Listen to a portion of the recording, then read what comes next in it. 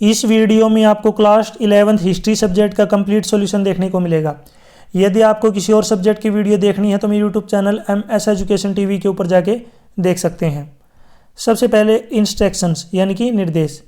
इसमें first point है all questions are compulsory, यानी कि जितने भी क्वेश्चन दिए गए वो सभी आपको करने जरूरी हैं।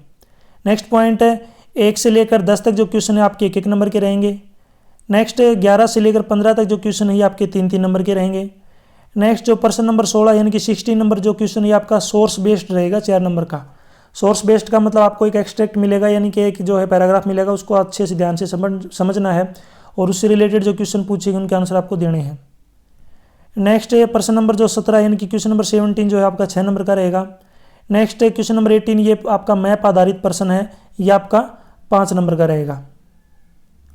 फर्स्ट क्वेश्चन, आधुनिक काल में मेसोपोटामिया को किस नाम से जाना जाता है? तो इसका राइट आंसर है Iraq, C option right. Question 2, वर्तमान समय में हड़प्पा किस देश में स्थित है? तो ये पाकिस्तान में स्थित है, B option right. Question 3, Mesopotamia की प्रथम ज्ञात भाषा कौन सी थी? तो इसका राइट आंसर है Sumerian, B option right. Question 4, छापे खाने का आविष्कारक किसे कहा जाता है?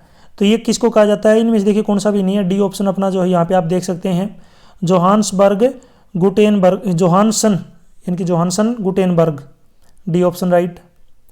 क्वेश्चन 5, उस राज्य का नाम बताओ जो 3 महाद्वीपों में फैला हुआ है।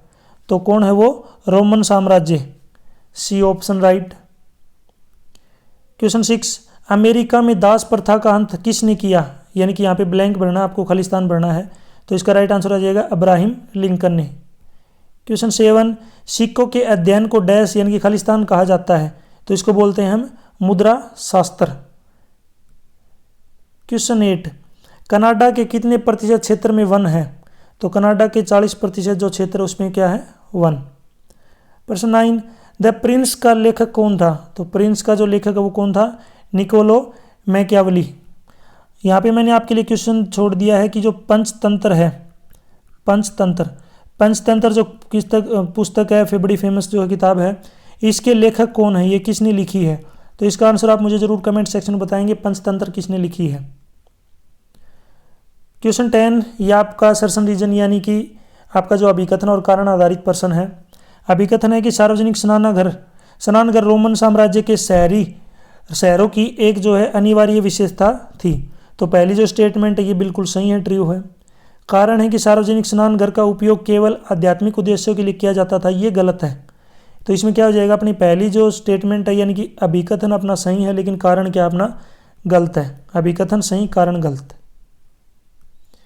प्रश्न 11, दजला और फरात नदियों ने मेसोपोटामिया के इतिहास में किस प्रकार जो है महत्वपूर्ण भूमिका निभाई है? तो इसका उत्तर है दजला और फरात नदियों के पास की भूमि खेती के लिए बहुत उपयुक्त थी। हर साल इन नदियों में बाढ़ आती थी, जिससे भूमि की उर्वरता में जो वृद्धि होती थी। क्वेश्चन 12, किस सागर को रोमन साम्राज्य का हृदय कहा जाता है? तो इसका राइट आंसर है भूमध्य सागर को जो है रोमन साम्राज्य का हृदय कहा जाता था, क्योंकि रोमन साम्राज्य इसके उत्तर और दक्षिण में था। क्वेश्चन 13, मेसोपोटामिया में उगाई जाने वाली फसलों के नाम बताएं। गेहूं, जौ, मटर आदि। इसके अलावा अगर आपको और भी याद है तो वो भी आप लिख सकते हैं। क्वेश्चन 14, मनुष्य के आरंभिक स्वरूप के बारे में जानकारी के मुख्य स्रोत क्या हैं? तो मानव जीवाश्म, पत्थर के औजार और गुफा चित्रकारी, इनसे पता चलता है। क्वेश्चन 15, मेसोपोटामिया के शहरों में आयात की जाने वाली आवश्यक वस्तुओं के नाम बताएं। तो इसमें लकड़ी, तांबा, टीन, चांदी, सोना, सिप और विभिन्न प्रकार के पत्थर के स्लैब थे। इन्हें तुर्की और ईरान से जो आयात किया जाता था। नेक्स्ट यहाँ पे देखिए क्वेश्चन नंबर 16, ये है आपका अभी मैंने बताया था सोर्स। ये जो आपका क्वेश्चन है ये आपका है सोर्स बेस्ड क्वेश्चन, यानी कि स्रोत आधारित प्रश्न जिसको बोलते हैं, स्रोत आधारित प्रश्न, यानी कि इसको आपको ध्यान से पढ़ना है, उससे रिलेटेड जो क्वेश्चन पूछे गए हैं उनके आंसर आपको देने हैं। तो इसको यहाँ से आप कंप्लीट पढ़ सकते हैं, ये मैंने आपके लिए छोड़ दिया है। अब इसको देखिए, इससे रिलेटेड जो प्रश्न है इनको देख लेते हैं हम। इसमें पहला प्रश्न है मेसोपोटामिया सभ्यता के दौरान मोहरों को किसने उकेरा? तो ये 1 नंबर का प्रश्न है ये। तो ये उकेरा किसने? कुशल कारीगरों ने। नेक्स्ट एक है, आप प्रत्येक मोहर पर क्या देखते हैं, ये 1 नंबर का प्रश्न है। तो इसका राइट आंसर हो जाएगा, एक स्तब्ध चित्र अंकित है जो संभवतः है मिट्टी पर बना था। प्रश्न गए, खुदा हुआ चिन्ह क्या वर्णन करता है, 2 नंबर का प्रश्न है ये। तो इसका आंसर है उत्कीर्ण चिन्ह है पर मालिक का नाम, उसका भगवान, उसका आधिकारिक पद आदि अंकित होता है। मोहर सार्वजनिक जीवन में शहरवासियों की भूमिका का जो प्रतीक थी। नेक्स्ट है क्वेश्चन 17, अकाल के दौरान रोमनों ने कैसे अपना जीवन बचाया। तो इसका आंसर है, कई प्रांतों में लगातार कई वर्षों तक पड़े अकाल ने किसी भी समझदार व्यक्ति के लिए बीमारी पैदा करने में कुपोषण के प्रभाव को स्पष्ट रूप से प्रदर्शित किया था। इसलिए शहरवासियों ने फसल कटने के तुरंत बाद अगले साल के लिए प्राप्त अनाज इकट्ठा किया और संग्रहित किया। सभी गेहूं, जौ, सेम और दालों को ले गए और किसानों के लिए विभिन्न प्रकार की दालें छोड़ दी। इसमें से काफ़ी बड़ा हिस्सा शहर में ले जाने के बाद सर्दियों के दौरान जो कुछ बचता था उसे खाने के बाद ग्रामीण लोगों को वसंत में अस्वास्थ्यकर भोजन का सहारा लेना पड़ा। उन्होंने टहनियाँ, पेड़ों और झाड़ियों की टहनियाँ और अखाद्य पौधों की जो जड़ खाई।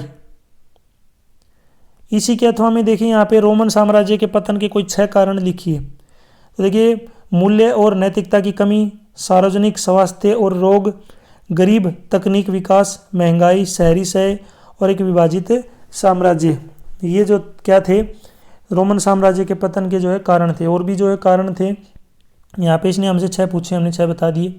अथवा में दे रखा है, ऊपर या नीचे वाला में से आपको एक करना है। और क्वेश्चन नंबर 18 है यहाँ पे मानचित्र आधारित प्रश्न। ये मैं अलग से आपको एक वीडियो प्रोवाइड करवाऊंगा जिसमें आपको मैप के अंदर कंप्लीट जो हम आपको सभी इंपॉर्टेंट जो चीज़ें वो आपको शेयर करूँगा। अब आपके लिए क्वेश्चन है कि आपको अभी बताना है इंडिया के अंदर अभी कितने स्टेट हैं और कितने यूटी हैं, यानी कि राज्य कितने हैं और केंद्र शासित प्रदेश कितने हैं। ज़रूर आप मुझे कमेंट सेक्शन में बताएंगे। लगभग सभी स्टूडेंट्स को पता होगा राज्य और यूटी, यूनियन टेरिटरी, केंद्र शासित प्रदेश। कमेंट सेक्शन में ज़रूर बताएं। यदि आपको और भी वीडियो देखनी है तो मेरे YouTube channel MS education TV के ऊपर जाके देख सकते हैं। यदि आपको PDF डाउनलोड करनी है तो इस कोने में वेबसाइट का नाम मिल जाएगा, उस वेबसाइट से जाके आप जो है डाउनलोड कर सकते हैं। यदि आप मुझे फेसबुक, इंस्टाग्राम और टेलीग्राम पे फॉलो करना चाहते हैं तो उसका लिंक आपको इसी वीडियो के डिस्क्रिप्शन में मिल जाएगा, वहाँ से आप मुझे डायरेक्ट फॉलो कर सकते हैं। Thanks for watching.